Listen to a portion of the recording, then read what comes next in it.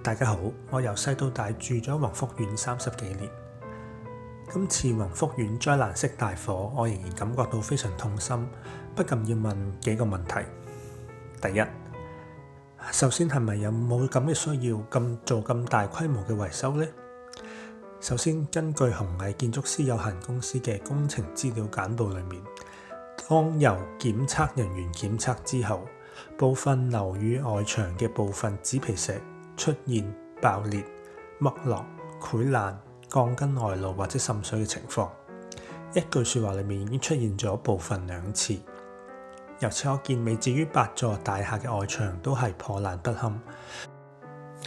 對於一個40幾年嘅屋苑嚟講，看似係十分正常。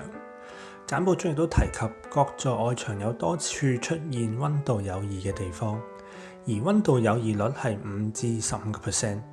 我唔係專業工程師，但係呢個數字看似唔係一個太高嘅數字，亦都並非有好大嘅即時危險。第二，有冇比較便宜嘅方法俾業主選擇呢？係有嘅。宏福苑喺2024年1月18日進行特別會員大會，商議大維修事宜。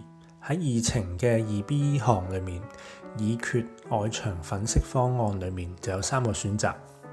第一、第二個方案都係喺損壞嘅位置進行石屎維修，局部維修紙皮石；而第三個方案就係拆除全部飾面及批盪，完成石屎維修及承造防水批盪後，重新鋪上紙皮石及油上油漆。而第三個方案就大會係以80% 通過。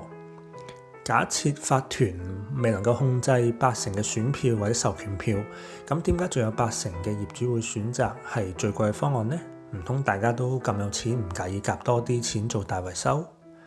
根據鴻毅嘅資料簡報裏面，係總共有57間工程公司投標，而根據市建局嘅獨立估算裏面，主要工程項目係約為1億4000幾萬，而工程顧問估算範圍就係1億5000幾萬，而57間公司嘅必要性組合報價 AKA 油漆方案就係由1億到2億幾不等，最終中標嘅宏業亦都只係1億5000幾萬。咁點解最終嘅方案係3億3000幾萬呢？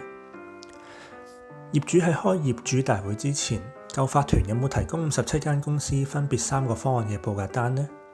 定係業主只係收到簡報入面必要性組合報價，誤以為呢個就係方案3嘅費用呢？而且宏業嘅費用係3億3000萬，係記錄喺會議裡面嘅附錄。喺業主大會嘅時候，業主知唔知道咁貴呢？我揾唔到57間投標公司分別3個方案嘅報價。如果有人有證據提供，歡迎糾正我。最後，既然有57間公司入標，宏業又係業主喺業主大會揀出嚟嘅，咁點解會話圍標呢？根據會議記錄嘅投票結果，雖然有57個選擇，但係只係得18間公司係得到業主嘅投票支持，更加係得9間公司係只係有0點幾至1點幾%嘅得票。而喺鴻毅嘅報告裏面，獲得比宏業高分嘅樹森公司亦只有4.35% 嘅得票。